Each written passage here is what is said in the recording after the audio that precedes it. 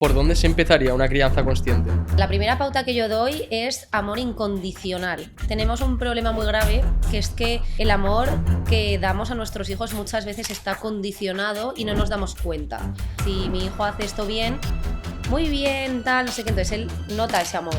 Pero ese amor, sin querer, está condicionado porque ha hecho lo que tú querías. En el caso de la crianza consciente, es súper importante tanto que la madre tenga una energía femenina y una energía masculina equilibrada, como el padre, ¿no? En esta última etapa, las madres se están conectando más también con su trabajo, pero también tiene su parte de inteligencia emocional, que ojo, hay madres que no tienen mucha, por esa energía masculina. Y los padres que intentan saber cómo acercarse a sus hijos para poder darle también ese apoyo. La gente que vayan a ser dentro de poco padres, ¿cómo podrían empezar ellos a trabajarse para ser los mejores padres posibles? Yo lo que recomiendo a la gente es que...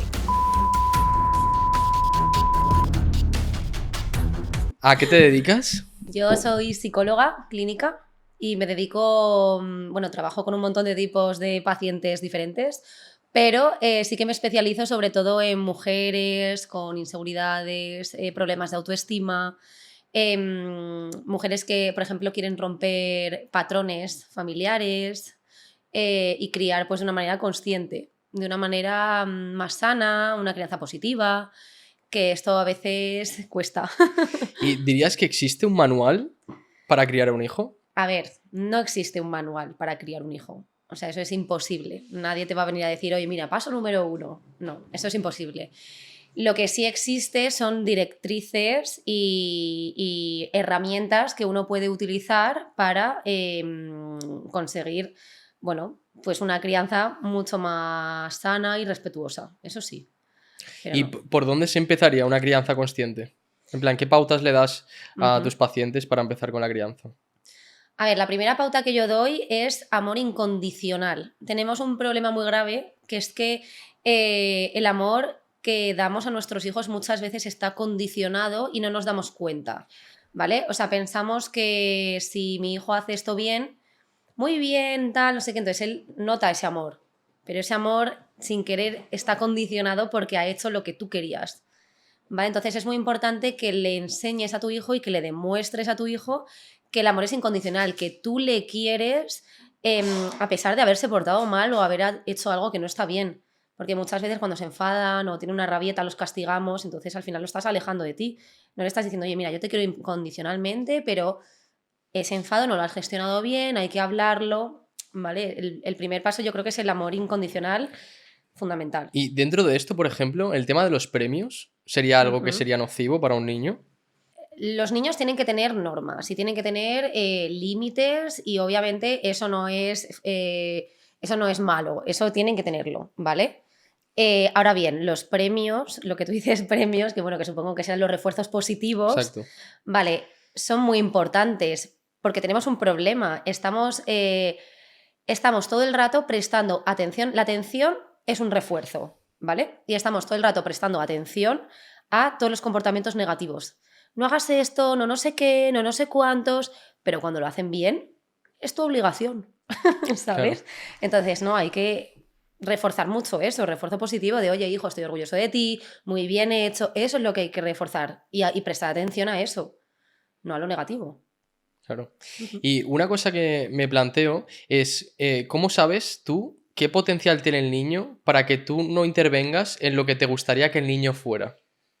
Es decir, el niño es lo que es, nace siendo nada, con una predisposición genética a tener ciertas aptitudes, y a partir de ahí, ¿cómo tú localizas sin sugestionar al niño qué es lo que al niño se le da bien?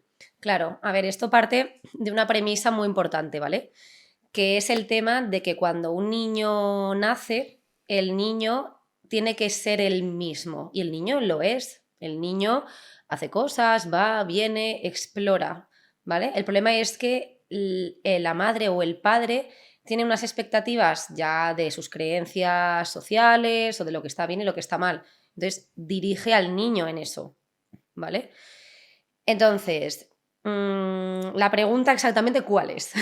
La pregunta es, ¿cómo podemos saber hacia qué tenemos que dirigir a nuestro hijo para que nuestra sugestión no les sugestione en su camino? Vale, o sea, que lo que tú quieres saber es cómo saber qué habilidades o qué cualidades tiene un niño, ¿no? Para Exacto. poder fomentarle estas, ¿no? Y no castigarle a lo mejor con otras cosas, ¿no? Exacto. Algo así. Sí. Vale. A ver, esto es algo que es un proceso de autoconocimiento del niño. O sea, el niño cuando va creciendo va a ir sacando esas cosas, ¿vale? Entonces, tú lo que tienes que ver es que cuando, por ejemplo, te empieza a pintar en las paredes, pero ves que pinta muy bien, tú ya sabes que tiene una vena creativa. Claro. Y eso hay que fomentarlo y reforzarlo, porque el problema que hacemos es, se te da muy bien el arte, te voy a apuntar a matemáticas. Es que se hace eso. Totalmente. Y eso no es lo suyo, no es lo adecuado a una crianza consciente y positiva. Y por ejemplo, el tema que hay hoy en día, desde hace ya bastante tiempo, que apuntan a los niños a muchísimas cosas extraescolares, ¿eso realmente es bueno para el niño? Porque al final la gente dice, es que yo realmente no sé qué es lo que le gusta, le voy a apuntar a fútbol, a tai chi, a Ujú, inglés y a francés. ujú. ¿Eso realmente para un niño es bueno o no? Claro, depende. A ver, primero, que un niño tenga una rutina sí que es bueno, ¿vale? El niño tiene que tener un poco claro las cosas que se hacen y por qué se hacen, por qué me lavo los dientes, ¿vale? Pues porque necesito cuidar mis dientes porque son los que me ayudan a comer. Entonces, eso es importante. Ahora bien, una cosa es tener rutinas y otra cosa es que porque seamos padres que vivimos en una sociedad súper estresante y estamos muy ocupados con el trabajo, nos queramos deshacer de nuestros hijos y apuntarlos a un montón de cosas que a lo mejor a ellos no les gusta. Entonces, lo primero es comunicarte con tu hijo. Lo primero es preguntarle a tu hijo, oye, mira, tenemos estas opciones. ¿Tú te quieres apuntar a alguna de ellas? ¿Quieres aprender, no sé, a patinar? ¿Quieres aprender a nadar? ¿Qué quieres aprender? ¿Qué quieres hacer? Y el niño te va a responder y va a elegir y a lo mejor lo prueba y luego ve que no le gusta. Y ahí tú le vas acompañando, Claro. ¿sabes? Que no dirigiendo. Exacto. Mira, fíjate una cosa, ¿eh? Importante, es que me acaba de venir a la mente. Yo siempre digo que el sistema educativo está podrido. Y lo digo así, ¿eh? Así de claro, y es que no me voy a cortar. Porque el sistema educativo es como yo te enseño y tú repites. Y yo te voy a juzgar tu trabajo. Es decir, hay un juicio externo del trabajo de una persona, de un niño, ¿vale? Yo siempre digo, ¿qué pasaría si ese niño te viene con un dibujo, ¿vale? Y tú en vez de decirle, te pongo un 6 y ya está, el niño se va, tú le dices a ese niño, oye, ¿qué piensas tú de tu dibujo? ¿Te gusta tu dibujo? ¿Sabes? No le estás juzgando, no, le estás acompañando a que él sea el que emita su propio juicio a su trabajo. Y entonces el niño dice, oye, pues mira, me encanta, mi dibujo se queda así y lo ponemos en la nevera. O él puede decir, pues mira, yo creo que lo puedo mejorar o yo creo que puedo hacer un dibujo mejor. Y él va a tener esa motivación intrínseca que le va a llevar a mejorar, ¿sabes? Sin embargo, de la otra manera es un juicio impuesto, vale, me han puesto un 6, pues ya está, me quedo con el 6, vale, tengo que mejorar, pero ya es a opinión o a ojos del otro, Claro. no de mí mismo. ¿Y cómo nos podemos dirigir a un niño para que no sienta crítica constante? Que es una cosa muy recurrente en las casas, Ujú, en las que los padres se dirigen a los hijos criticando constantemente cosas que no les gusta que hagan. ujú, ¿Cómo podemos comunicar de forma asertiva para que quede expresada la conducta para que se trabaje por parte del ujú. niño, pero que el niño no se sienta rechazado, por ejemplo? Claro, esto es validación emocional a tope. O sea, comunicación asertiva y validación emocional a tope. Primero porque, claro, es que los niños, ¿qué pasa? ¿No? Los niños manchan, los niños son sucios, pero porque son niños y es que tienen que ser así, les tenemos que dejar ser así. Obviamente con lo que hemos hablado antes, unos límites, tiene que tener claro unos límites, ¿vale? Entonces, dentro de la validación emocional es muy importante acompañarles, ¿no? Por ejemplo, cuando un niño está triste o cuando un niño se enfada, muchas veces castigado a tu cuarto porque, yo qué sé, te has enfadado y le has tirado un cojín a tu hermana. Castigado. No, a ver, ese niño está enfadado y tiene derecho a enfadarse. ¿Vale? Entonces, si yo valido esa emoción, oye, yo entiendo que estés enfadado, cariño. Entiendo que no has podido más, entiendo que algo, el monstruo que tienes dentro ha salido y no lo has sabido gestionar.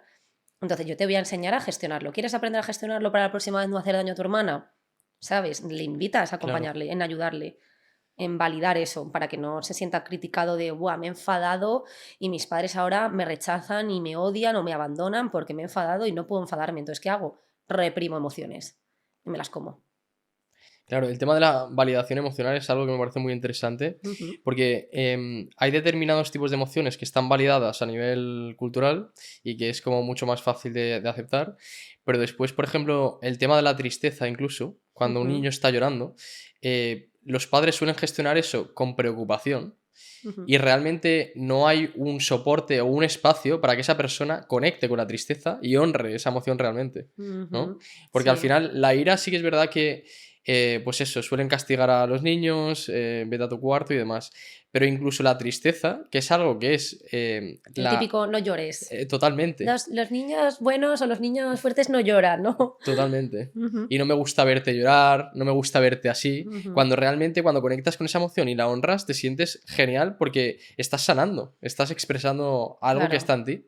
claro. O sea, es que por ejemplo, yo soy una persona muy llorona y me considero una persona muy llorona. Y yo creo que llorar a mí me libera muchísimo. Entonces, si un niño llora, llora porque necesita liberar. Una mujer me dijo una vez, como que si los ojos lloran, los órganos no lloran, ¿sabes? Como Mm. diciendo, si tú eres capaz de liberarte y llorar normal, tranquilamente, no tendrás ninguna enfermedad de ningún tipo porque no estás reprimiendo nada, ¿sabes? Esto luego se podría pensar lo mismo con un enfado o con otra emoción, ¿vale? Pero la tristeza, por ejemplo, como tú dices, sí que es muy importante acompañarla. O sea, simplemente a veces el niño necesita un abrazo, llora, no te preocupes, suéltalo, no pasa nada. Acompañar en eso es lo que el niño necesita, no que le digas, no llores, Claro. ¿sabes? Ahora, otra pregunta que me surge es, ¿la forma de criar que tienen los padres Ujú. dependen de las heridas que tuvieron ellos cuando eran pequeños? ¿Suele ser así? Sí, totalmente. O sea, a ver, tú piensas que esto es un poco, digamos, que la terapia sistémica, por ejemplo, que es la Mm. terapia que en psicología estudia un poco los sistemas familiares, ¿vale? Indaga un poco esto, ¿no? Indaga, pues hay un síntoma en la familia, por ejemplo, un niño con un tic en el ojo, ¿vale? Entonces, el psicólogo estudia el sistema, qué hay más allá de ese tic en el ojo. Los padres se hablan bien, tienen heridas, tienen autoconocimiento, todo esto se investiga, digamos, ¿no? Luego ya pasaríamos a otro tipo de terapias o lo que sea que ya exploren más en profundidad todo esto. Pero obviamente los padres tienen heridas y es que todos tenemos heridas, todos. Lo que pasa es que no somos conscientes de ellas. Claro, y lo que suele pasar también es que dentro de esas heridas de los padres se Ujú, suelen ir o a un extremo o al otro. En plan, si por ejemplo no te han dado amor, te excedes en dar amor a tus hijos. Si ujú, te han dado, un aislamiento, no han tenido un espacio emocional para ti y demás, a lo mejor te están sobreprotegiendo muchísimo, que es lo que ujú, pasa un poco a día de hoy con nuestras generaciones, ujú, porque nosotros veníamos de unos padres que no habían salido de la posguerra porque habían sido nuestros abuelos, pero después ellos sí que han mamado un poco el tema de que sus padres estuvieran trabajando, de que no estuvieran a su lado y demás. Y por lo menos en mi caso, por ejemplo, mis padres siempre han estado ahí como a ver si te pasa algo, a ver si te puedo ayudar en cualquier cosa. Y están como todo lo contrario a lo que le hicieron a ellos. Y eso ujú. también es un poco peligroso, ¿no? Claro, a ver, cuando hay heridas pueden pasar dos cosas. Uno, que peque de inculcar como las mismas heridas o que peque de hacer todo lo contrario, Claro. ¿vale? Lo voy a explicar un poco para que se entienda así con un ejemplo. Por ejemplo, ¿vale? Imagínate una madre y un hijo, ¿vale? Y la madre es miedosa, es una persona que tiene, pues, por lo que sea, una herida de, a lo mejor de injusticia o de rechazo o de humillación, da igual, tiene una herida, ¿vale? Y no la ha sanado. Entonces ella es miedosa y entonces necesita tener todo a su alrededor controlado para no sentir miedo. ¿Qué pasa? Que aparece un perro en escena, ¿no? Y ella está con su hijo y aparece un perro. Y a ella le dan miedo los perros, ¿vale? El niño, cuando ese perro aparece, es un estímulo nuevo. Para un niño es, ¡hala! ¿Qué es eso? Es curiosidad pura y dura, Claro. ¿sabes? Entonces, ese perro aparece y el niño lo primero que hace es mira a ese perro, mira a su madre y ve cuál es la cara de su madre. ¿Y cuál es la cara de su madre? Miedo. Entonces, el niño, ¿qué va a sentir? Miedo. ¿Por qué? Porque al final es su madre, ¿no? Por modelado, por todo. Entonces, ahí, simplemente en ese momento, en ese pequeño, que parece una tontería, en ese pequeño momento ya has marcado a tu hijo.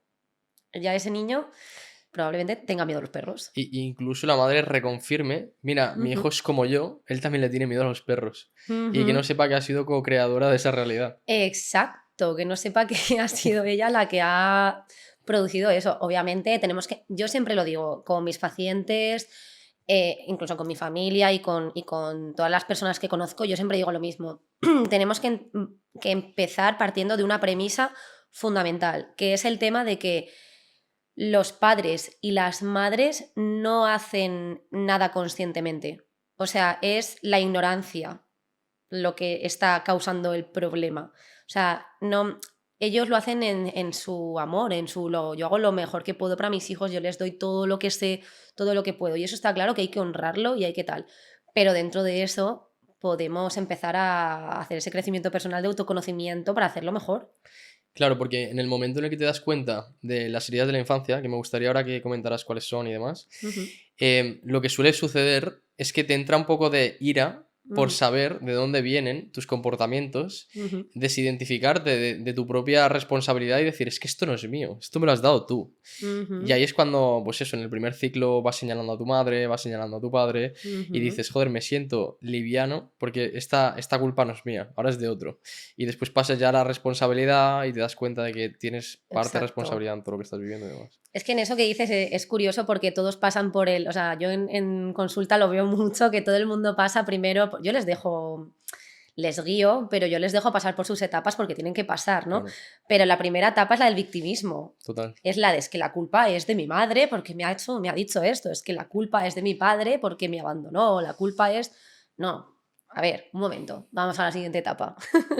La siguiente etapa ya es la que tú reconoces que no es culpa de que el otro te haya hecho, no, es que tú te has sentido así, ¿vale? Por un comportamiento de la persona, ¿vale?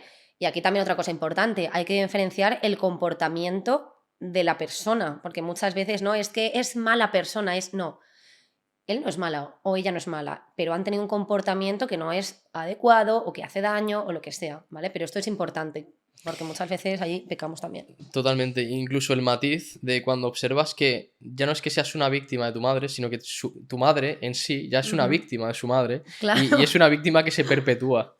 Claro. Y realmente cuando te das cuenta de que todos formamos parte de lo mismo y hasta que alguien no ponga conciencia en eso, no va a parar de repetirse. Que lo más interesante al final, mucha gente cree que el mundo espiritual es como, bueno, o el autoconocimiento, el desarrollo personal, lo que sea, es como un hobby que X personas tenemos por per se, en plan, porque disfrutamos de ello. Y realmente el hecho de trabajar, por ejemplo, en la crianza, en tus heridas de la infancia y demás, lo que va a hacer es que tus heridas, las heridas de tus padres y las heridas de tus ancestros, no se perpetúen en tus descendientes, que son tus hijos. Y es como el mayor regalo que le puedes hacer a alguien es que tenga libertad para no estar programado por determinadas creencias que le va a costar percibir muchísimos años. A ver, te explico. El 98% de los pacientes que me llegan a consulta y yo les pregunto, ¿tú sabes lo que es el autoconocimiento? ¿Qué es para ti el autoconocimiento? El 98% no me saben responder. El 50% no saben ni por dónde empezar. Y el resto, bueno, algo, pues mis cualidades, mis defectos, ¿no? Pero como muy... De puntillas. De puntillas, exacto. ¿Qué pasa? Que el autoconocimiento es algo súper profundo y tenemos que entender que el autoconocimiento hay, 1000 formas de autoconocerse, ¿vale? Pero para mí la base del autoconocimiento es entender el por qué hacemos lo que hacemos, el por qué somos como somos, de dónde vienen nuestras reacciones ante determinados estímulos. O sea, para mí lo fundamental es eso. Y eso, cuando lo empiezas a saber, cuando empiezas a entender tus heridas, a entender, pues, lo que decíamos, ¿no? Cualidades, defectos, a entender tu eneatipo, tu tipo de personalidad, incluso, bueno, ya si nos ponemos a cosas a lo mejor un poco más espirituales o más energéticas, que podría decirse la astrología, también es una forma de autoconocerse, que, bueno, que esto es otro tema, ¿no? Que yo soy bastante abierta de mente y yo creo que todas las ciencias pueden... Ciencias, pseudociencias o terapias alternativas creo que pueden coexistir y creo que deben de ayudarse unas a otras, ¿no? Entonces, bueno, con lo que decías del autoconocimiento, es una base fundamental para poder no repetir estas cosas y no echarle la culpa, ¿no?, a la madre, de la madre, de la Claro, madre de la que hablábamos. claro. Y pasar de la victimización a la responsabilidad y darte Exacto. cuenta de que puedes cambiar tu vida entera si realmente lo decides. Ujú, Pero una de las cosas que pasa en este mundillo es que cuando tú vas al gimnasio y ujú, desarrollas un músculo, la gente lo va a ver, ujú, pero en el autoconocimiento, el desarrollo personal, cuando desarrollas, limpias tu linaje, sanas tus heridas, ujú. en un primer vistazo la gente no lo va a ver. Después cuando te conozcan sí, pero no es algo que puedas enseñar como un músculo. Y por lo tanto creo que no Claro. es tan atractivo y por eso la gente a día de hoy sigue está entrando, pero Ujú, también mucha gente está reticente porque no ve que vaya a sacar un beneficio de ello, cuando realmente ujú. son infinitos beneficios los que hay ahí. Hombre, si te digo yo que he visto gente curar enfermedades por autoconocerse, resolver y aceptar cosas, o sea, es que esto es muy fuerte Total. y esto pasa y esto está más que estudiado. Entonces, si te parece más atractivo tener abdominales o tener brazos que poderte curar una enfermedad, hay que ver las prioridades, ¿no? Yo Totalmente. me lo plantearía, ¿no? Las prioridades que tiene uno. Quiero decir que obviamente el deporte es sano, hay que hacer deporte y es algo fundamental que el cuerpo tiene que, ¿vale? Todo esto obviamente desde el amor a uno mismo, no desde el rechazo, el odio, que bueno, si quieres luego entramos ahí también en el tema de la Sí. inseguridad, la autoestima y todo esto.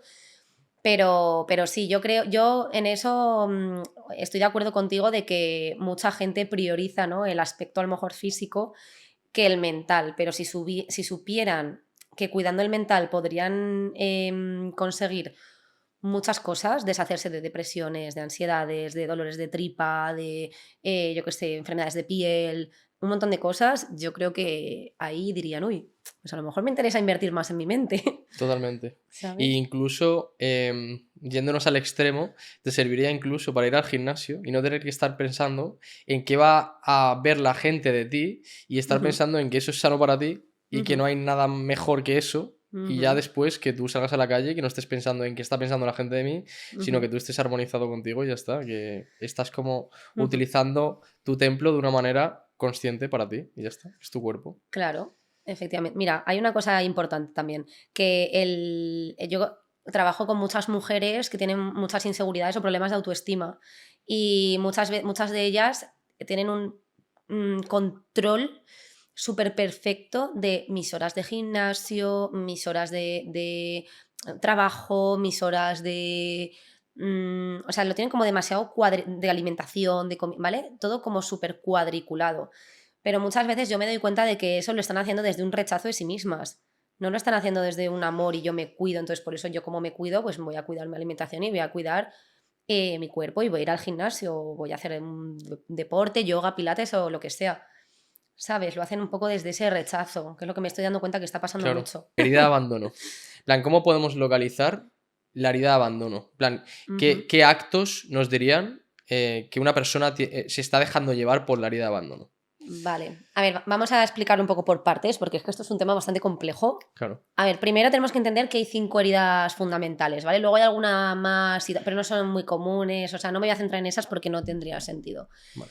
Hay 5, ¿vale? Rechazo, abandono, humillación, injusticia y traición, ¿vale?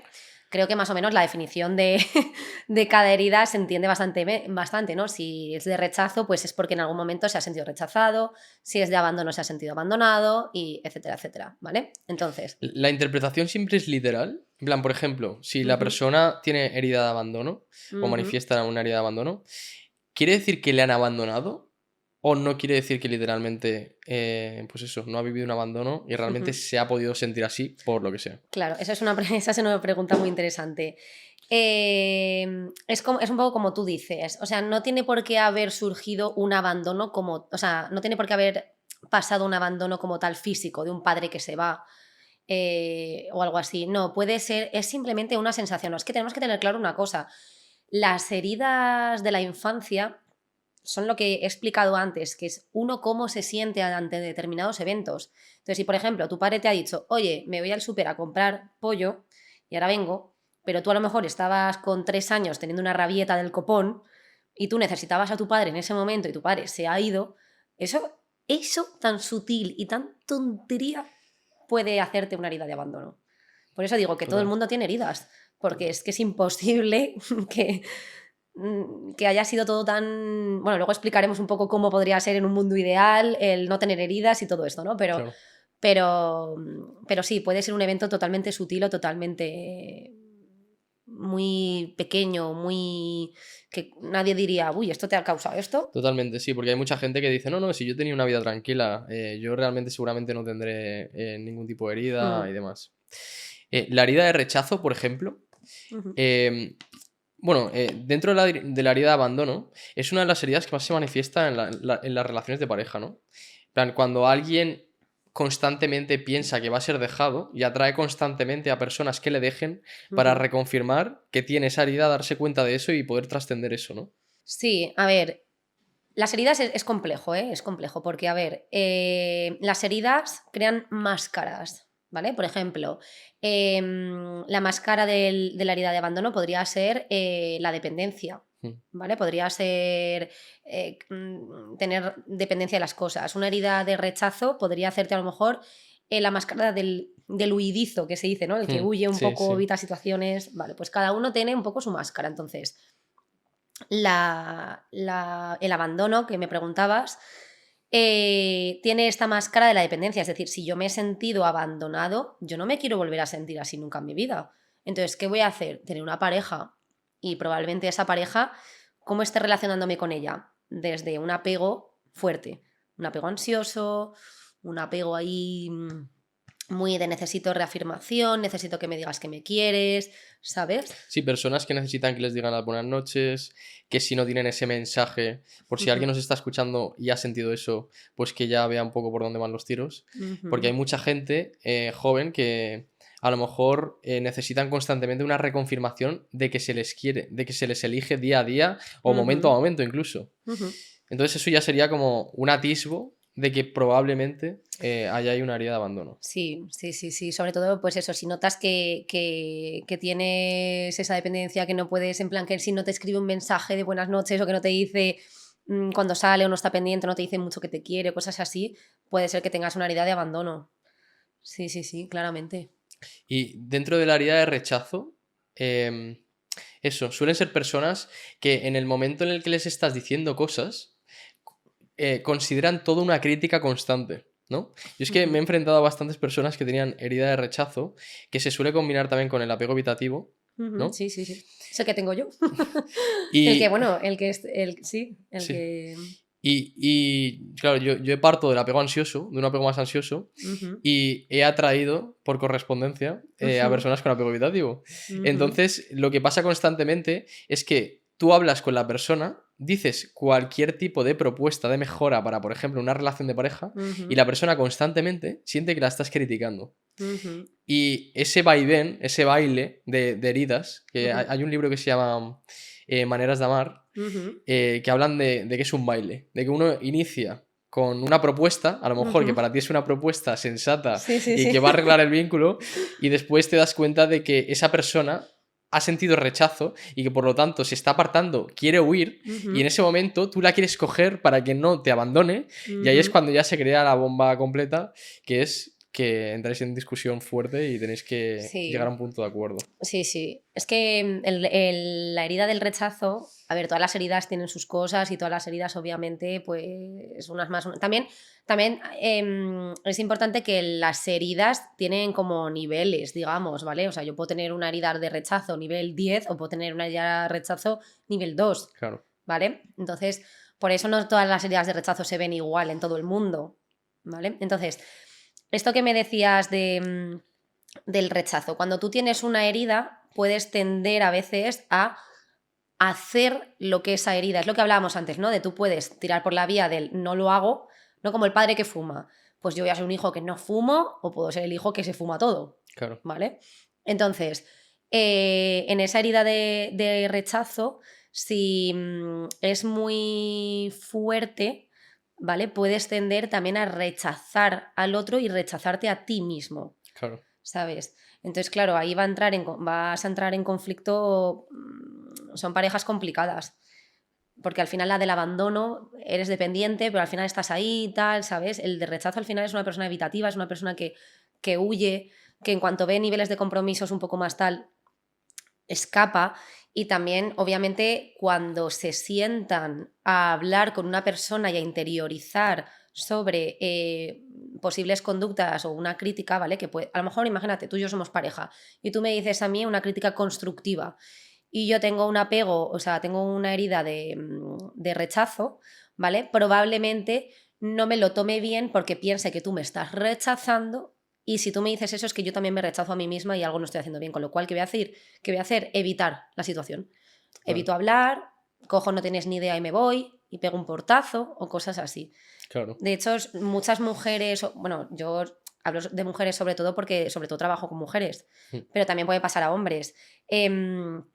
Esas conductas de me están diciendo una crítica o me están diciendo algo que no me gusta y no soportarlo, irme y tener una sensación en el pecho de cabreo, enfado y monto un pollo, esto suele ser una herida de rechazo muy grande. Y es increíble que conforme ha ido cambiando la cultura y la sociedad, dicen que los apegos evitativos Ujú, siempre solían ser hombres y que a día de hoy está tendiendo más hacia ser la mujer.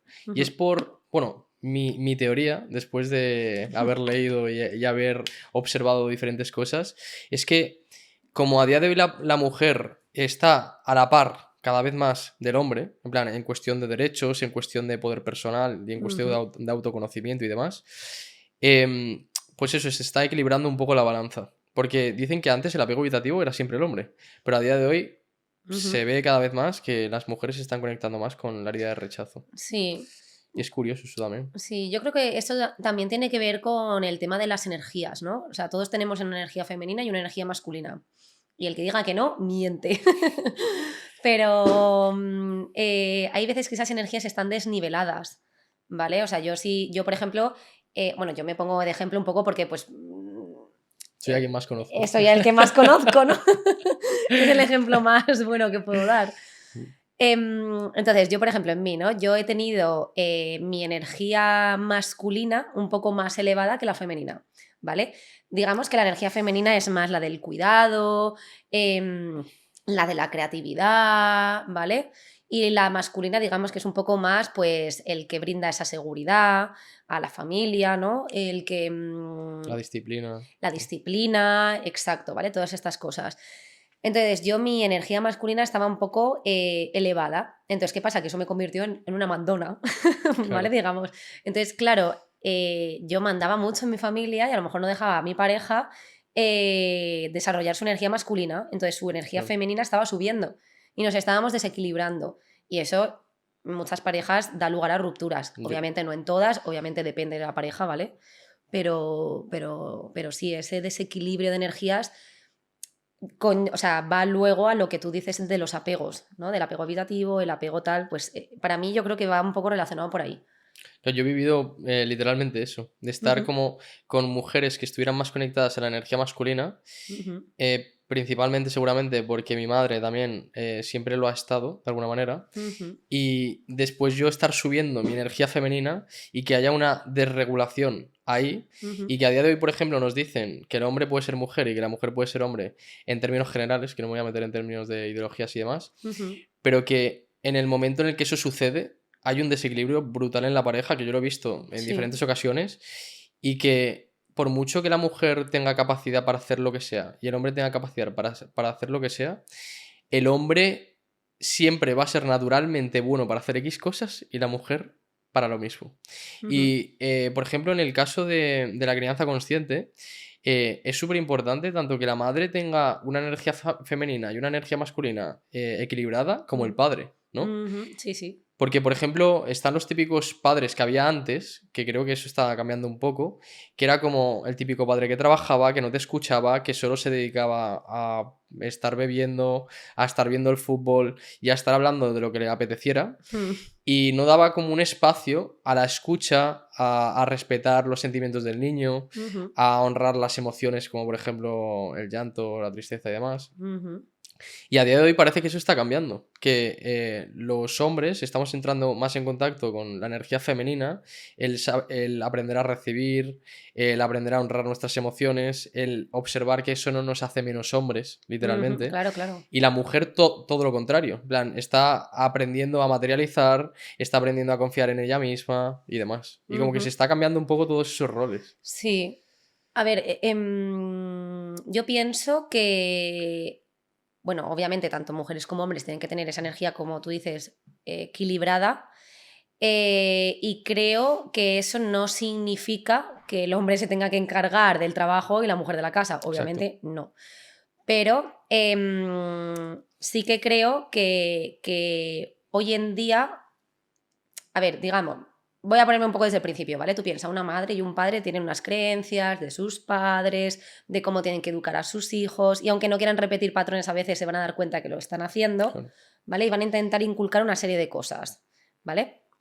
Entonces, probablemente en esa familia la madre y el padre trabajen, ¿vale? Trabajan los dos, pero ella a lo mejor se tiene que conectar, digamos, con esa parte, ahora, digamos, en estos últimos años para acá, en nuestra última etapa, las madres se están conectando más también con su trabajo, pero también tienen su parte de inteligencia emocional, que, ojo, hay madres que no tienen mucha, ojo, por esa energía masculina, Claro. ¿vale?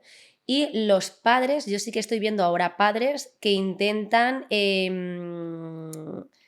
saber cómo acercarse a sus hijos para poder darle también ese apoyo. O sea, ese apoyo que porque la mujer tenga la energía femenina no es que ese apoyo emocional o esa inteligencia emocional la tenga que poner ella. Totalmente. No, es que el hombre también tiene que ponerla. Y, ¿vale? Para que haya un equilibrio. O sea, para mí lo más importante es equilibrio y coherencia. Y esto se podría aplicar a barbaridad de cosas. Totalmente. Ujú, Y otra cosa que estuve viendo es que, por ejemplo, para que la gente observe un poco también una cosa que es interesante, si tú, por ejemplo, has tenido una falta de padre, ujú, probablemente te falte disciplina, te falte estructura y te ujú, falte pues un poco lo que representa la energía masculina en sí misma. ujú, Y si te ha faltado la madre, lo que vas a tener problemas con los vínculos, ujú, con el contacto con tus emociones, con saber ujú, relacionarte sanamente con la gente, ujú. con no saber recibir y demás. Entonces, Sí. todo esto son como pequeñas consecuencias de no haber tenido un lado u otro y que tú a día de hoy estés desregulado a nivel energético. Claro, sí, sí, sí, o sea, es totalmente así. La madre, la carencia de una madre te influye mucho en esa capacidad de, bueno, la carencia de una madre o tener una madre que tenga unas heridas o que tenga una energía masculina muy alta o que, sí, claro, habría que ver, o sea, yo siempre Claro, analizo cada caso, hago claro, un genograma enorme, vemos un montón de cosas, entonces, claro, depende de qué familia, ¿no? Pero hablando así en general, sí, la carencia de una madre influye mucho en la inteligencia emocional, en la comunicación asertiva, en la empatía que tú tienes de comunicarte con el otro, en, pues en un montón de cosas. Pues incluso en la forma en la que tú tienes de quererte a ti mismo, que también es inteligencia emocional, el cómo yo claro. me cuido, cómo yo me acepto, cómo yo, ¿vale? Y luego si hay una carencia del padre, pasa también como tú has dicho, ¿no? Que es como pues esa falta a lo mejor de estructura, de a lo mejor de fuerza que necesito ante unas cosas o de saber proteger a alguien en una situación determinada, Claro. ¿sabes? Entonces invaden los miedos. Esto es extenso. Una de mis preguntas es, ¿cómo afectan nuestras heridas emocionales de la infancia nuestra etapa más adulta? Ya Ujú, cuando nos vamos desarrollando y demás. vale. A ver, las heridas de la infancia, ¿vale? Igual que son las que hemos dicho, ¿no? De rechazo, abandono y todo esto, lo que hacen es que se creen inseguridades, ¿vale? ¿Qué es una inseguridad? Que eso es algo que yo también muchas veces pregunto en sesión para ver, para tantear un poco la persona que sabe y que no sabe, ¿no? Y muchas veces no saben lo que es. La inseguridad es un miedo, ¿vale? Miedo al abandono, miedo al fracaso, miedo a ser rechazado, ¿vale? Entonces, digamos que esas heridas evolucionan y se convierten en inseguridades, ¿vale? Esas inseguridades que son miedos, ¿vale? Son emociones que se conectan con creencias, ¿vale? Vale, Entonces, si yo tengo un miedo al fracaso, voy a creer a lo mejor que no soy suficientemente bueno para hacer algo, ¿vale? Y entonces puede aparecer el autoboicot, ¿vale? Es decir, yo me enfrento a una situación y a lo mejor por esa creencia limitante y esa inseguridad, al final me auto boicoteo y digo, ay, no, estoy malo, no voy. Y entonces empiezo a evitar situaciones. Cuando yo, ¿qué pasa en la mente cuando una persona evita una situación? ¿Vale? Lo que pasa es que se está reforzando el miedo. ¿Por qué? Porque si yo evito, no le doy a mi cabeza la oportunidad de enfrentarme a ese miedo y poder superarlo y decir, oye, si no era para tanto, ¿sabes? Claro. Entonces, cuando yo lo evito, me estoy reforzando el miedo constantemente. Se refuerza mi pensamiento de que esa situación es peligrosa, no lo hagas, evítala. Claro, ¿y qué consejo le darías a una persona que está sintiendo la emoción en el momento, Ujú, que está viviendo el secuestro amigdalino en ese momento, porque así lo llaman, ujú, em, que dura a lo mejor 5, 10, 15 minutos, pero que es una intensidad muy grande? De, por ejemplo, alguien que nunca se ha peleado en la calle ujú, y que de repente alguien le amenaza de muerte y constantemente le pasan esas cosas, ¿vale? Que conozco un caso así. ujú. En el momento en el que le amenazan de muerte a esa persona, ¿tú le aconsejarías que enfrentara su miedo y de qué forma? Porque Mm, en el momento en el que estás gobernado por la emoción, ujú. ¿cuál es el consejo? Vale, o sea, tú te refieres a que es una persona que constantemente en su vida atrae ese tipo de situaciones, Sí, ¿no? Claro, ese tipo de situaciones las atrae, ¿por qué? Porque en el inconsciente tiene una inseguridad con un pensamiento, digamos que es inseguridad más pensamiento, ¿vale? Más vale. creencia. Y van un pack. Entonces, si esta inseguridad no la trabaja y no la resuelve, ¿vale? Va a crear eso en su vida constantemente, va a atraer eso en su vida constantemente, ¿vale? Entonces, lo primero que debe hacer, uno, puede enfrentar sus miedos, ¿vale? Pero si quiere ir a la raíz del problema, o sea, quiero decir una cosa, en psicología podemos poner tiritas, ¿vale?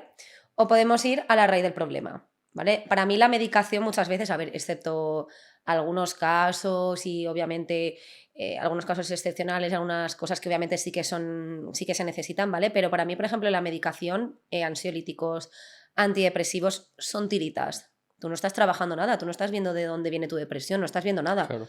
¿vale? Entonces, ese chico se puede enfrentar, pero debería enfrentarse a esa situación cuando haya trabajado su inseguridad, su miedo y su creencia, porque se va a dar cuenta que cuando haya trabajado eso, a lo mejor ya no tantas veces le vienen esas situaciones en la vida, Claro, ¿sabes? entonces no bastaría con que esa persona, por ejemplo, se enfrentara a ese miedo en ese momento, ¿no? Porque tiene que haber sí o sí una Ujú. reconversión ideológica, de alguna manera, ¿no? Claro, a ver, digamos que, a ver, depende de la gravedad, ¿vale? De las situaciones, ¿vale? Igual que las heridas tienen puntuación, pues las inseguridades también tienen grados de más poderosa, más fuerte y más enquistada está o menos, ¿vale? Claro.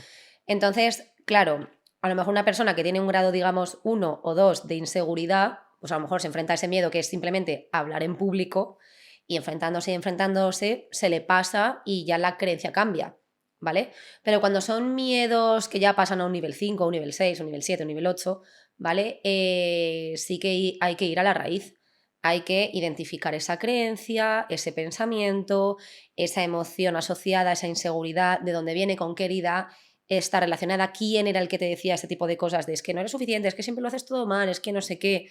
Y cuando empiezas a conectar con todo eso, ya puedes empezar a cambiarlo y resolverlo. Y tirita, por ejemplo, sería cambio de conducta y raíz sería localizar de dónde viene eso. Por ejemplo, Ujú, imagínate que eres un ser perezoso, un ser que decide ser perezoso constantemente, ujú, para no etiquetarlo y sepultarlo bajo una etiqueta. ujú.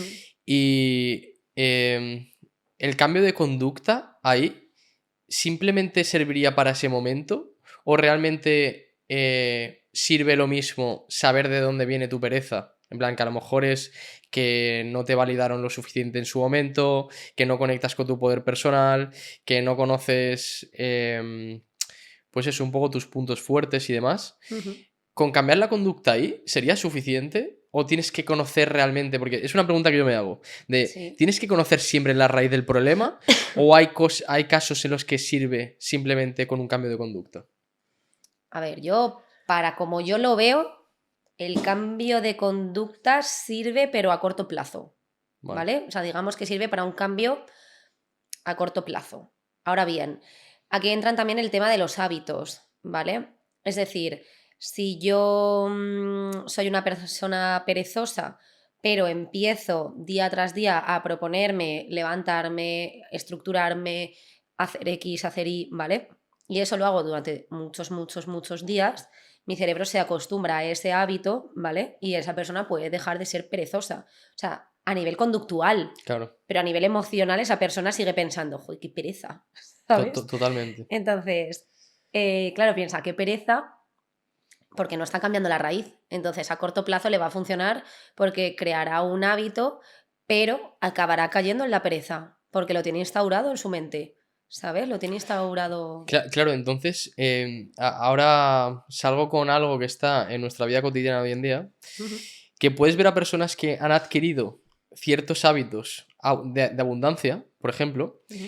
pero que realmente, si observas un poco más allá y viéramos sus vidas, detrás de las cámaras, obviamente, veríamos que han sido personas que han adquirido hábitos increíbles, pero que a nivel de raíz han ido a muy pocas raíces. O yo Ujú, por lo menos he percibido eso en mucha gente que a día de hoy, por ejemplo, son influencers espirituales, por ejemplo, ujú. y que realmente observas que han sido muy buenos adquiriendo hábitos, pero que realmente yendo a la raíz del problema, seguramente no, pero son capaces de hacer visible lo que les interesa, que son sus Ujú. buenos hábitos, y lo otro, obviamente, como no vas a entrar dentro de su vida, porque, pues eso, nunca Claro. sabrás que realmente son todo tiritas. Ujú.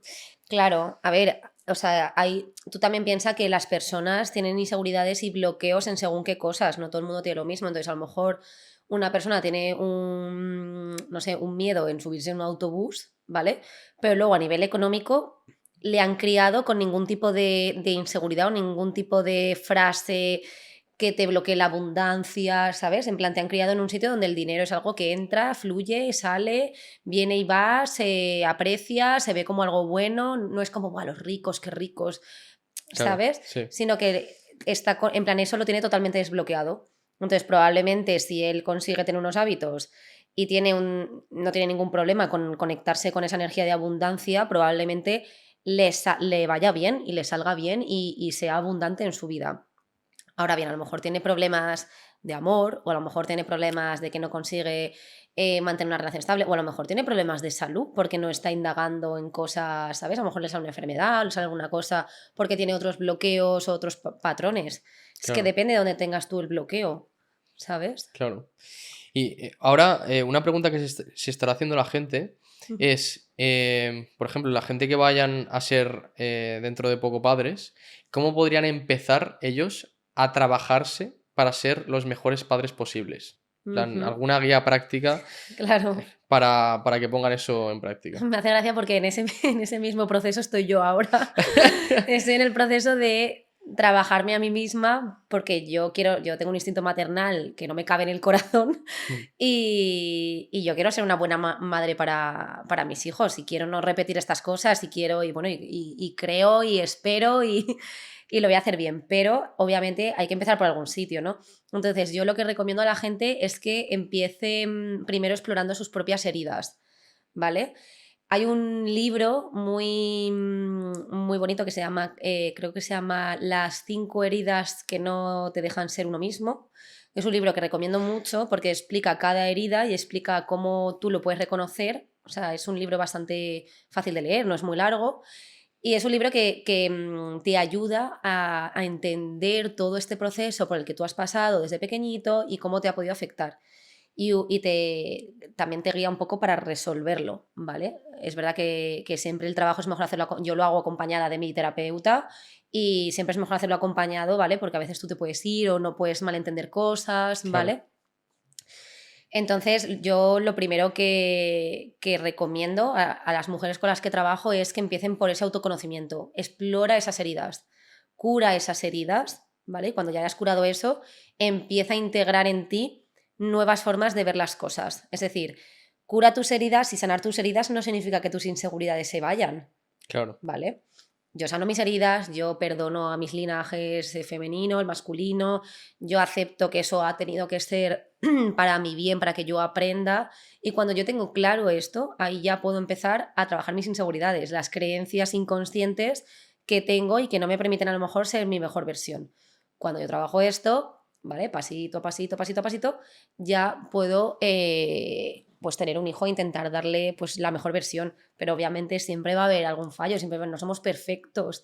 O sea, yo por mucho que quiera ser la mejor madre del mundo, Claro, algún día a lo mejor me enfado y lo riño y le creo sin querer una pequeña herida, claro. ¿vale? Pero mi intención no está ahí. Entonces, yo creo que generación tras generación esto va mejorando, las madres y los padres son más conscientes y creo que vienen niños muy, muy tralla. Sí. Y ahora, una de las cosas de lo que acabas de decir que me gustaría concretar es Ujú, cuando ya pasan esa fase que has dicho, de un poco investigarse, observarse, que a día de hoy, por ejemplo, hay mucha gente que se va a retiros, que se compra un curso de autoconocimiento, ujú. que intenta investigar un poco en el niño interior y demás. Y entramos en la fase de entiendo de dónde vienen mis heridas, pero no las he sanado. Porque a día de hoy hay mucha gente que se autoproclama sanada, en plan Ujú. persona sanada, y realmente lo único que han hecho es entender de dónde vienen las cosas. Que una cosa Ujú. es entender racionalmente, pues eso, que tienes un patrón que viene de tu madre, que también a tu madre le viene de tu abuela y demás, pero cómo Sí. se pasa realmente o cómo se percibe que algo se ha sanado realmente, no que ha sido entendido. Buena pregunta, ¿eh?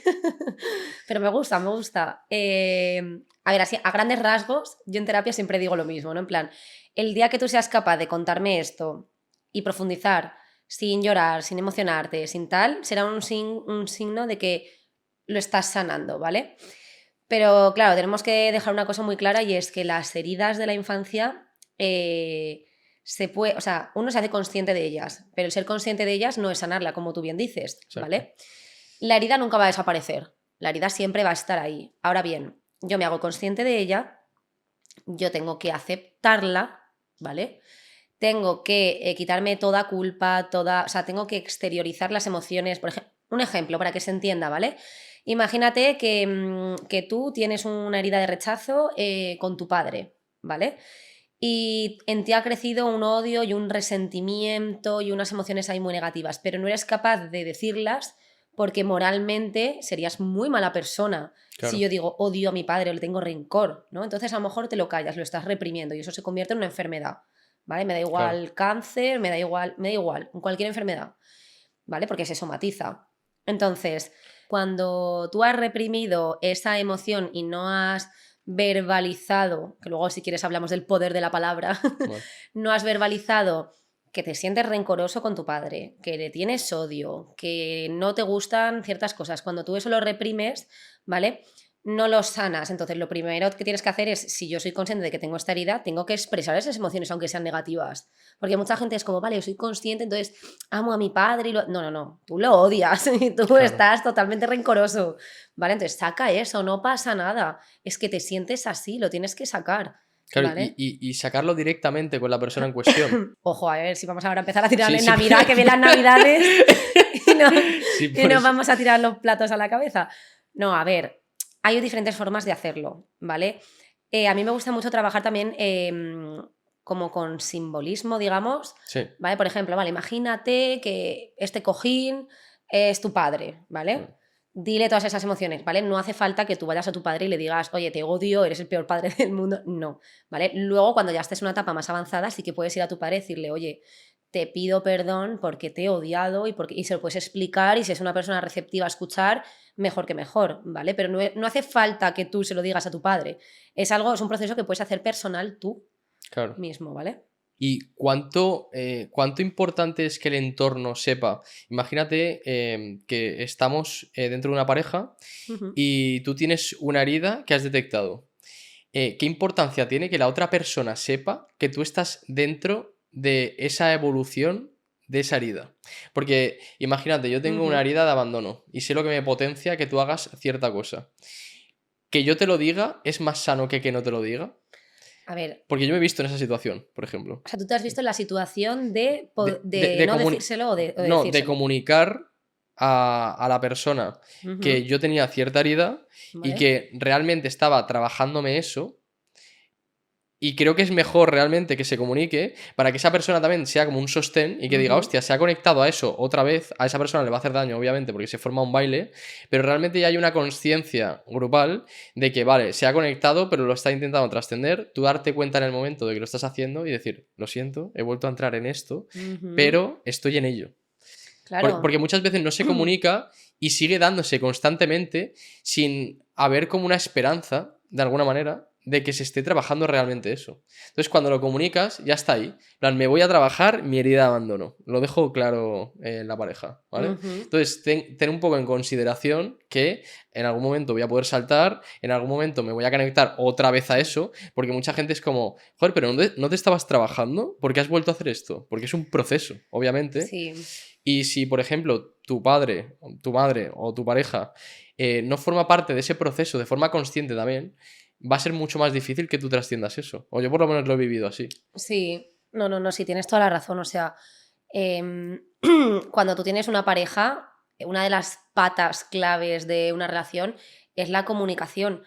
Entonces, tu pareja y tú tenéis que comunicaros y deciros mutuamente, oye, mira, yo estoy en este proceso, estoy haciéndome consciente de esta herida que tengo, puedo reaccionar de X manera porque todavía lo tengo muy habituado en mi cabeza. Estoy intentando sanarlo. Es verdad, yo me encuentro muchas parejas que pasa esto, que se echan en cara. Si tú estás trabajando, pues no se te nota. No él. Sí. No se te nota nada que estás trabajándolo. O, joder, es que lo has vuelto a hacer. Exacto. Vale, claro. Y no hay que caer en eso. No hay que caer porque cuando tú haces eso, estás castigando el proceso positivo de mejorar. ¿Sabes? Estás castigando a la persona. Es que no estás cambiando y al final la persona dice, joder, pues si no estoy cambiando, no tal, ¿para qué me voy a esforzar? Exacto. ¿Sabes? A eso voy. Entonces, pues hay que acompañar a la persona, hay que decirle, oye, entiendo que te haya, yo que sé, imagínate que tu problema es pues los enfados, que los gestionas fatal, ¿vale? Pues yo obviamente no voy a ponerte un límite, ¿no? No me puedes faltar el respeto, pero si tú un día me faltas el respeto, ¿vale? Yo no te voy a decir, pues anda, vaya que has controlado tu enfado, no sé qué, no. Lo que voy a esperar a que tú te regules, te daré tu tiempo, te daré tu espacio y luego hablaré contigo y te diré, oye, entiendo que has tenido un bajoncillo, una recaída, no pasa nada, sé que estás en tu proceso, yo te acompaño en él. Incluso puedes explicarme, he sentido un poco dolida, pero como entiendo en la parte en la que estás, no me lo tomo tan personal, ya no me duele tanto, porque te entiendo, porque tú te has expresado antes conmigo. Claro. Y me has dicho, estoy mejorando esto. Claro, y ahí la asertividad también tiene un papel muy importante La asertividad. de no apelar constantemente a tú me has hecho daño, me has hecho sentir de esta manera, no voy a tolerar que me hagas otra vez no sé qué. Y, por ejemplo, uno de los trucos que a mí me sirvió bastante para el tema de el culpabilizar tanto a tus padres como a tu pareja es el quitar el me de las frases. En plan, cuando dejas de utilizar el me, dices... tú me haces sentir de esta manera, no, tú haces sentir de esta manera o por ejemplo, cuando alguien dice, es que ella me grita, ¿vale? Por ejemplo, en una situación en la que estás con una persona que te grita y dices, ella grita, Claro. no me grita a mí, yo no me identifico con su grito. Ah, vale. Entonces sirve mucho para el tema de no sentirte responsable de algo que no es tuyo. Sí, lo entiendo. Que al final tú eres responsable de estar ahí, obviamente, pero todo lo demás, obviamente, no tiene nada que ver contigo. Sí. Lo que tiene que ver contigo es lo que tú hagas hacia la otra persona, Claro. no lo que tú recibas. Claro. No, mira, no lo había pensado así, pero me gusta esa forma de verlo porque al final, exacto, así no te identificas con que esa persona es algo personal hacia ti. Exacto. Sabes que eso es muchas veces también el problema de la comunicación, que uno se toma todo a lo personal y estalla y madre mía. Y la comunicación asertiva, yo es algo que trabajo en sesiones todos los días, porque nos falta muchísima comunicación asertiva, nos falta muchísimo empatía, nos falta mucho el saber. Mira, yo tengo una pareja que son muy graciosos porque siempre están el tú. Tú hiciste esto, es que tú me dijiste no sé qué, es que tú... Pero son muy graciosos porque es que lo hacen, pero como lo hacen como con un arte, no sé, Sí. son graciosos. Y entonces, ¿qué pasa? Que yo un día cogí y dije, ¿ah, sí? Pues os voy a prohibir el tú. A partir de ahora no podéis decir ningún mensaje tú. vais a hacer solo mensajes yo, ¿sabes? Entonces al principio empezaban, es que yo me siento así porque tú no, ¿sabes? Y tenía que reconducirlos, pero al final consiguieron, fue muy bonito porque consiguieron... es que me voy a emocionar y todo. Es que se miraron a los ojos, o sea, yo les puse un poco en situación para que se miraran, para que conectaran con ese amor que se tenían el uno al otro y, y se dijeran como yo te quiero, ¿vale? Y yo me he sentido a veces mal, ¿vale? Pero ya no era me he sentido porque tú, no, era más de yo me he sentido de esta manera, ¿vale? Y yo reconozco que yo he hecho mal esto, esto, esto y esto. O sea, en vez de echarle la culpa al otro, tú has hecho, tú has dicho, tú has no sé qué, tú has no sé cuántos, ellos comenzaron a hacer esa o sea, esa introspección para poder decir, yo he fallado en esto, yo he perdido, yo creo que esto lo he hecho mal, ¿sabes? Que esa atención la dirigieran a ellos mismos a mejorar ellos, no a echarle la bronca al otro. Claro, y ahí pasas de limitarte a permitirte evolucionar. Porque al final, Exacto. en el momento en el que culpabilizas, das la llave de tu crecimiento a otra persona y por lo tanto deja de existir la posibilidad de que evoluciones en ese momento. Ujú. Exacto. Otra pregunta que tengo es, ¿tú crees que podemos crear nuestra realidad nosotros con nuestras creencias? Sí. O sea, esto es un poco lo que hablábamos antes de lo que atraes a tu vida. Yo creo que sí. Además, hay un libro muy famoso de Joe Dispenza, el de Deja de ser tú, que explica cómo esto es posible. ¿Vale?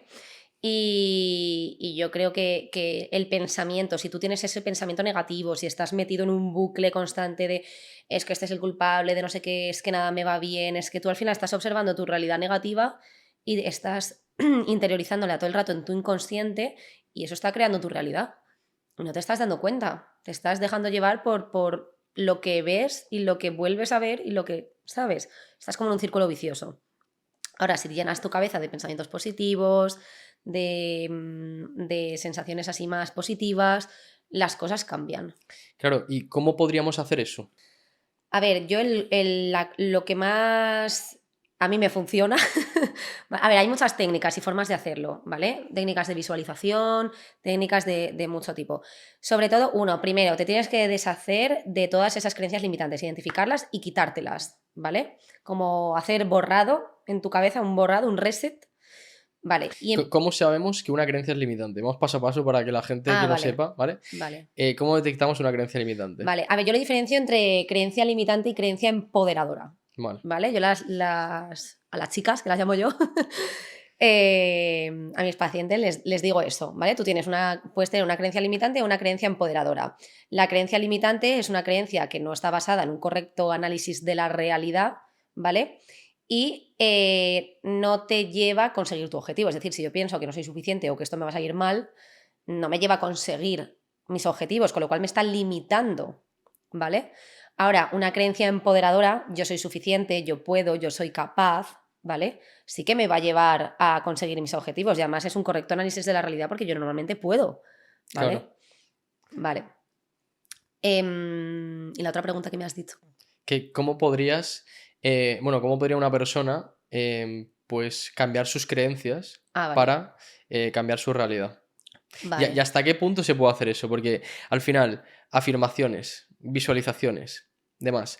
¿Hasta qué punto superficialmente tú puedes modificar tu realidad simplemente poniéndote afirmaciones? Porque yo también he Ujú. conocido a muchos perfiles de ese tipo y hay mucha gente que se toma todo esto muy en serio y las afirmaciones son un extra dentro de su vida Ujú. y hay mucha gente que piensa que con afirmaciones la ley de la atracción suya va a ser un imán de todo lo que quieran conseguir. Después se dan de cruces contra la realidad Ujú. y dicen, joder, esto no funciona. Ujú. ¿Qué, Sí, qué me falta en la ecuación? te falta la clave.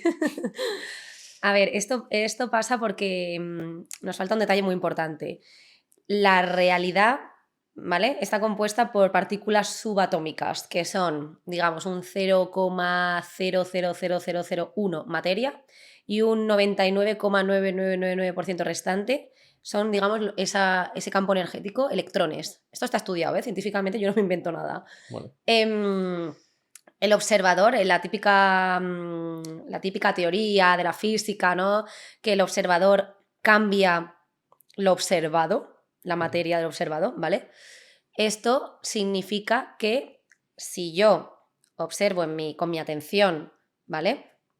Una idea o un pensamiento, ¿vale? Es posible. ¿Por qué? Porque esto de materia y el resto lo cambio yo con mi observación. Según si yo lo observo desde el amor y desde un pensamiento positivo, voy a crear unas cosas, pero si no, voy a crear otras, ¿vale? Porque hay un universo entre posibilidades, ¿vale? Digamos, esto es un poco complejo, ¿vale? Pero bueno, para simplificarlo, ¿cómo creo yo mi realidad? Vale, la clave de esto es, primero, sentarte y conectar con una emoción súper positiva. Una emoción como el amor, una emoción como la gratitud, una emoción, yo qué sé, como que la pienses en ella y digas, es que, ¿cómo me siento? ¿Vale? Eso genera en ti ya como un campo mucho más positivo, una vibra, ¿no? Digamos, una vibra positiva, un aura, exacto, muy positiva, ¿vale? Entonces, si esa emoción positiva tú le sumas un pensamiento intencionado, una intención, ¿vale? Tienes igual a esa materia creando la posibilidad que tú quieres. Totalmente. ¿Vale? Entonces, la clave está en eso, en la emoción.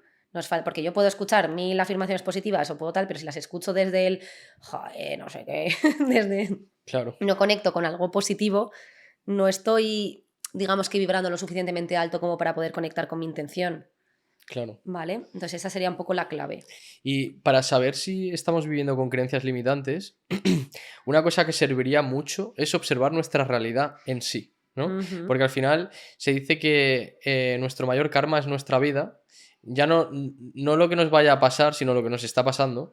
Uh-huh. Y tú puedes pensar que tienes unas creencias increíblemente abundantes, pero que tu vida sea escasez pura. Escasez de amigos, escasez material, escasez de poder atraer cosas y tal.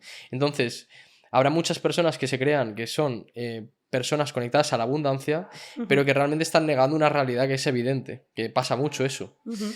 Entonces, pues eso, darle una vuelta a cómo es vuestra realidad para saber realmente dónde estáis. Sí, o sea, al final lo que es la proyección, nosotros Exacto. proyectamos lo que somos.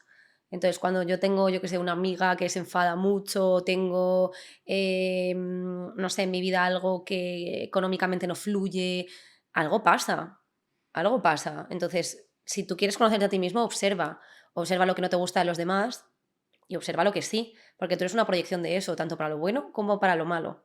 Si quieres cambiarlo, emoción positiva, pensamiento intencionado y cierta acción. Es decir, tu conducta tiene que ir un poco acompañada a, ¿vale? Pero irá. Y te irán llegando, y te sorprenderás de los cambios que pueden llegar a haber y sorpresas. A lo mejor te echan del trabajo y tú, ostras, yo intencionando que me vaya mejor, que económicamente tal y me han echado el trabajo. Ya, pero ¿y el trabajo que te está viniendo por otro lado? Totalmente. ¿Sabes? Y no lo estás viendo y te estás focalizando otra vez en lo negativo, en el no sé qué. Total, porque al final, pues eso, simplemente una de las cosas que también pienso mucho es que en la vida no existen las maldiciones y las bendiciones, existen las cosas que suceden y punto. Uh-huh. Y al final con tus creencias le das un valor u otro a las situaciones que te suceden y somos capaces de aplaudir una lotería, pero no somos capaces de aplaudir un fallecimiento, por ejemplo. Ya. Que nos vamos a los dos extremos. Uh-huh. Pero que al final, para mí, por lo menos, una de las claves de existir armónicamente es que seas capaz de pasar del por qué al para qué y que cada vez que te pase algo digas, ¿qué puedo sacar de esto? Claro, el aprendizaje. El no preguntarte por qué me pasa esto a mí y entrar en bucle y por qué y por qué y por... No, ¿para qué me pasa esto? ¿Sabes? Y entender qué estoy aprendiendo yo de esto. Es que eso es la clave, al final la vida es aprendizaje. O sea, yo siempre pienso que de los consejos así un poco más importantes que me gustaría a lo mejor que la gente sepa o que es el tema también de la coherencia y equilibrio, ¿vale? Yo he visto en sesión muchas personas súper incoherentes a nivel de pensamiento, de emociones, de comportamientos, ¿vale? Hay una desconexión total. O sea, son totalmente incoherentes. Piensan una cosa, dicen otra, hacen otra, y esto en el cerebro genera, como digamos, imagínate que te pones unos electrodos en la cabeza, pues se vería como así, Claro. súper mal, ¿vale? Pero cuando es armónico, es decir, cuando hay orden en tu pensamiento, en tus emociones, en lo que tú dices y en lo que tú haces, esa onda, joder, fluye, vamos, Claro. con toda la tranquilidad, con todo, ¿vale? Y eso es una diferencia entre salud y no salud, y estar enfermo. Y de hecho, muchos estudios van demostrando cada vez más que cuando hay incoherencia en ti, suele llevar a somatizar más enfermedades. Sí, por supuesto. Entonces, esto es importante también, sí. Vale, pues ahora ya pasamos a la última parte del podcast, donde Ujú. quiero conocer un poco más a Natalia personalmente. Vale. Mi primera pregunta es, ¿cuál es tu mayor miedo actual? Mi mayor miedo. Yo creo que mi mayor miedo es un poco. O sea, yo tengo varias heridas identificadas, que son la del rechazo y la del abandono. No sé si podré tener a lo mejor alguna más de injusticia y tal, pero no la tengo tan identificada o no tiene un grado tan alto, ¿vale? Y yo siempre he tenido un poco miedo a quedarme sola o a estar, porque claro, mi mayor sueño es tener una familia y no la típica familia que se rompe y luego se divorcian, no, yo quiero algo para toda la vida, o sea, me encantaría esa Claro. típica imagen de Porsche, abuelitas comiendo pipas, pues sí, me gustaría. Entonces y yo creo que mi mayor miedo es eso, es como llegar un momento en mi vida a lo mejor a la soledad, a estar sola, a no tener alguien con quien compartir o con quien hablar, ese es uno, ¿eh? Y luego, obviamente, también tengo miedo al fracaso, que ese también es muy común, ¿no? Miedo Claro. de fracasar a lo mejor en lo que hago, de no ayudar suficiente o de hacer una mala praxis a lo mejor con una persona o algo, pero ese miedo cada vez lo tengo menos. También gracias a ellos porque ellos muchas veces me agradecen y me dicen, oye, gracias Natalia por la ayuda, me dicen muchas cosas positivas, entonces esto poco a poco va haciendo que yo sane esa herida y esas inseguridades, también el creérmelas yo más. Mi siguiente pregunta es, ¿qué le dirías a la Natalia que tenía 15 años si te la encontraras? Uf, le daría una charla larguita, ¿eh? A ver, pues primero así de bote pronto le diría que tiene que aprender a comunicarse, que tiene que aprender a identificar sus emociones y expresarlas, ¿sabes? Porque yo de adolescente era una niña que, bueno, que es alegre y que hace cosas y esa parte buena la he tenido, muy buena, pero sí que tenía una parte de si algo me parecía injusto, si algo me parecía que no estaba bien o alguien me hacía daño, tenía una respuesta, mi enfado era una respuesta agresiva, a ver, no física, sino a lo mejor más verbal, ¿vale? Y esa respuesta a mí me hacía mucho daño. Entonces, a mí no me gusta definir las emociones como buenas o malas, ¿vale? Porque realmente un ser humano tiene que pasar por todas para entenderlas. Y lo que sí que hay es una buena o mala gestión de esas emociones. Entonces, por ejemplo, el enfado, ¿no? No es una emoción mala, porque un enfado sirve para poner límites, tiene un porqué y un para qué, pero yo la puedo gestionar mal tirándote un plato a la cabeza, Claro. ¿vale? O la puedo gestionar bien respirando, calmándome y yendo a hablar contigo y decirte, oye, mira, me he enfadado o me ha molestado esto o lo otro. Pues mi yo de 15 años no sabía muy bien identificar ese enfado y como no sabía expresarlo, pues a lo mejor explotaba y, y ahí, claro, se armaba la marimorena. Claro. Mi siguiente pregunta es, si tuvieras que recomendar una serie de Netflix, ¿cuál sería?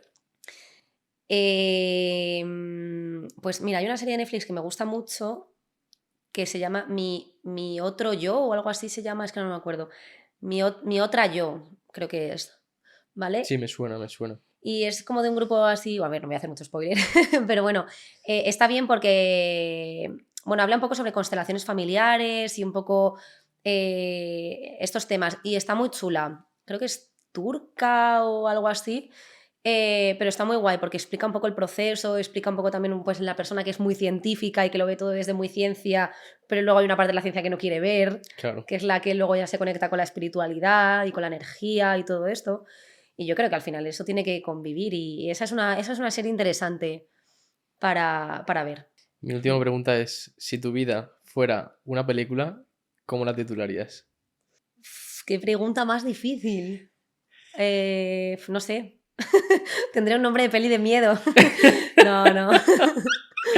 No, pero Mira, el otro día en terapia de constelaciones, que yo voy a veces, lo típico tienes que imaginarte tu película, ¿no? Y Hmm, qué nombre le pones, ¿no? Yo le puse mi pequeña yo, porque a mi pequeña yo tenía cosas que sanar.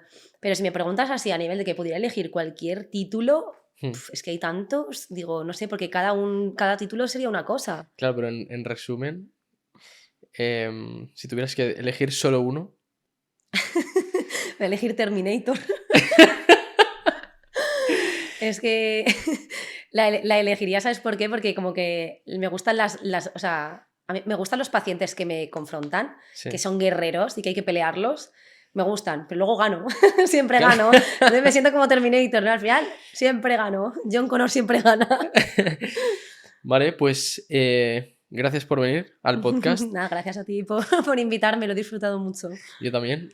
Os dejamos los links en la descripción con todas las redes sociales de Natalia y Ujú, cualquier cosa que quieras decir al público. ujú. Nada, pues que creáis en vosotros mismos y que es hora de empezar a despertar y despertar conciencias y de superar miedos, inseguridades, heridas, todo esto. Así que nada, a autoconocerse todo el mundo.